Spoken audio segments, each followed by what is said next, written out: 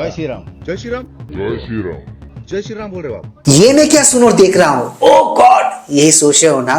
तो ठहर जाओ मित्रों, इन बेचारे के साथ वही वाला खेल हो गया है जो खेल एग्जैक्टली इनके साथ हुआ है, यहाँ पर हुआ है। मानना पड़ेगा मित्रों, हवा तो बदल रही है। खैर, ये लोग जो कुछ भी कह रहे हैं वो तो बात की बात है, इन्होंने ये सब बातें बाद में कही, बट इनके बहुत पहले से ही मैंने एक महिला को जीत की प्रेडिक्शन करते हुए देख लिया था बंगाल में। किसकी? बीजेपी की। और उस महिला ने ही प्रेडिक्शन की थी जिनसे मैं बीजेपी के बारे में पॉजिटिव चीजें अक्सर सुनता देखता नहीं हूँ। बीजेपी के लिए सरकार बनाने का रास्ता लगभग साफ हो रहा है। अपने आप में ये बहुत ही झटके और धक्के वाली बात है, खासकर उन लोगों के लिए जो अभी भी निष्पक्ष चुनाव में यकीन रखते हैं। इनके चेहरे का दुख देखा, इनकी आंखों के आंसू को अपने महसूस किया। आंसू छलकने वाले थे, छलके नहीं, छलकते छलकते रह गए। और वो भी किन के लिए? इनके लिए। जी हाँ, इनको डिफेंड कर रही थी ये महिला। बीजेपी का अगर तुम लोग मदद करोगे कोई, तो अल्लाह का कसम आप लोगों को कोई माफी नहीं करेगा, हम तो माफी नहीं करेंगे। इनकी बातों को सुनकर मुझे महुआ मोहताज जी की वो वाली शायरी याद आ गई जो उन्होंने बहुत पहले कही थी, शासन प्रणाली को लेकर, शासन व्यवस्था को लेकर, शासन करने के स्टाइल को लेकर। वो मुझे समझ में आया नहीं कि वो एक्चुअली बात किसके बारे में कर रही थी, बट अगर आप रिलेट करने जाओगे तो आप पाओगे वो शायद इन्हीं के विषय में बात कर रही थी। सवाल ये नहीं है कि बस्तियां किसने जलाई, सवाल यही है कि पागल के हाथ में माचिस किसने दी। इस महिला के बारे में एक बहुत इंपॉर्टेंट बात दोस्तों, ये आज भी सुधरी नहीं है, आज भी ये बदली नहीं है, आज भी ये वही की वही है। पर एक बात अच्छी लगी मुझे देखकर कि ये एटलीस्ट बदल गई है, इनके सुर बदल गए हैं, इनका टोन बदल गया है। ये जरा बदली बदली सी नजर आ रही है इन दिनों। যে এই মাটি বাংলার মাটি দুর্জয় ঘাটি মা কালীর মাটি মা দুর্গার মাটি সৃষ্টি স্থিতি বিনাশানং শক্তি ভূতে সনাতনী গুণাশ্রয় गुणमयी नारायणी नमस्तुते। मुझे ऐसा लगता है कि इनको शायद बंगाल का भविष्य दिख गया था कि बीजेपी जीत रही है और टीम से हार रही है। जी हाँ, तभी तो देखो ना, इनके सुर बदल गए, इनके ताल बदल गए, इनके तेवर बदल गए।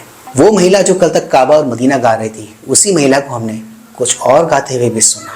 यही वजह है शायद। अब ये सब कुछ करना इनके लिए कितना पेनफुल रहा होगा, उस पेन को इनसे बेहतर कौन समझ सकता है, कौन जान सकता है। बहुत सारे बंगाली हैं इस वक्त ट्विटर पर लिख रहे हैं, बहुत इमोशनल लंबी लंबी पोस्ट लिख रहे हैं कि बीजेपी जैसी फोर्स बंगाल में कभी नहीं आई और बंगाल की पहचान, बंगाल की अस्मिता, बंगाल का कल्चर, बंगाल में जो महिलाओं की जगह है, बंगाल का सेक्युलरिज्म, उसकी जो अपनी संस्कृति और सभ्यता खुद बंगालियों की है, वो सब कुछ खतरे में पड़ जाएगी कि वाकई जो आरएसएस का टोटल कंट्रोल ओवर इंडिया वो बंगाल से ही तय होगा। इन सब का पेन एक तरफ और लोगों की ट्रोलिंग एक तरफ। जी हाँ, इन बेचारों को अंदाजा लग गया था कि अब पब्लिक इन्हें ओपन में ट्रोल करेगी और ब्रूटल ट्रोल करेगी।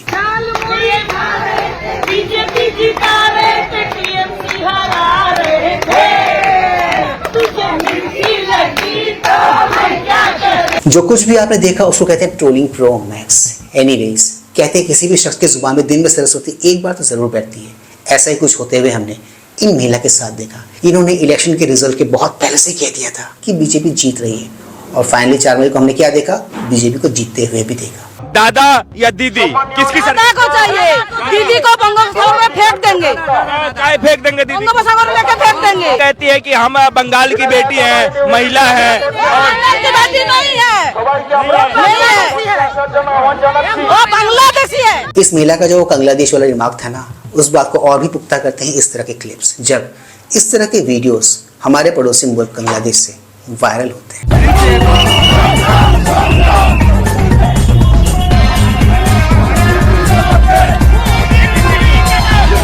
ये लोग खुश नहीं सुवेंदु जी की जीत से, बीजेपी की जीत से बंगाल में। ये लोग दुखी हैं। क्यों?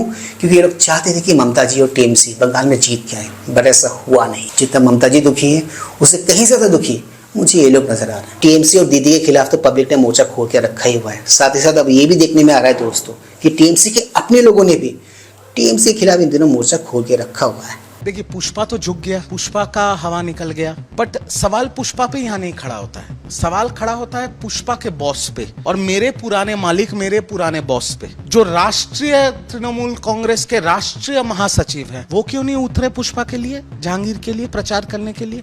आज बीजेपी के जो प्रत्याशी हैं फलता के, उनके लिए तो खुद मुख्यमंत्री प्रचार कर रहे हैं। तो जहांगीर जो तृणमूल कांग्रेस के प्रत्याशी है, उसके लिए राष्ट्रीय तृणमूल कांग्रेस के राष्ट्रीय महासचिव क्यों नहीं रोड पे उतरे? इनकी हालत को देखकर, इनकी अवस्था को देखकर मुझे शाइनी घोष जी का एक शेर याद आ रहा है, जो इस सिचुएशन में एकदम फिट होके बैठती है। बंगाल वाले सिचुएशन में, टीएमसी के हार वाले सिचुएशन में एकदम फिट होके बैठती है। फिर नहीं बसते वो दिल जो एक बार उजड़ जाते हैं गालिब, कब्र कितनी भी सजाओ कोई जिंदा नहीं होता। Please like share subscribe and hype YouTube channel ताकि हम ऐसे कंटेंट्स बनाते रहें और हमारा ये कंटेंट ज्यादा से ज्यादा लोगों तक पहुंचे। तो दोस्तों ज्यादा वक्त न गवाते हुए let's go back to the topic पे। बंगाल विजय के बाद से जहां टीएमसी वालों को, टीएमसी के नेताओं को वहां की पब्लिक ट्रोल कर रही है, वैसा ही कुछ नजारा हमने इन दिनों डिबेट शोज में भी देखा है। डिबेट्स में तो हालत ये हो चुकी है कि क्या प्रवक्ता, क्या नेता, क्या एंकर, हर कोई इन्हें मिलकर ट्रोल करने में लगा हुआ है। मोरा एक ही वृंते दुटी कुसुम, हिंदू मुसलमान। कौन बोल रहा है? रविंद्रनाथ ठाकुर। ठीक है। दूसरा बात, ये देश सेकुलर कंट्री है। ये जितना हिंदू का है उतना मुस्लिम का है, उतना सिख का है, उतना ईसाई का है।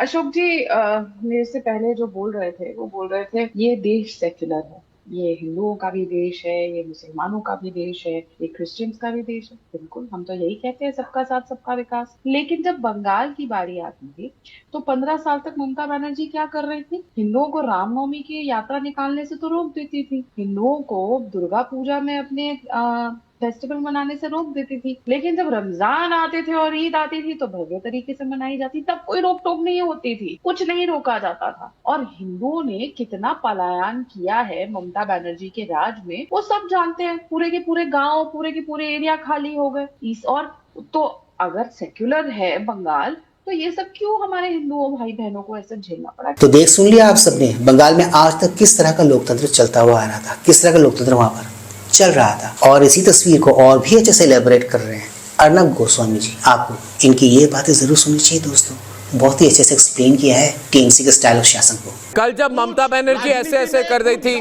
मुझे लगा वो माफी मांग रही है हिंदुओं से।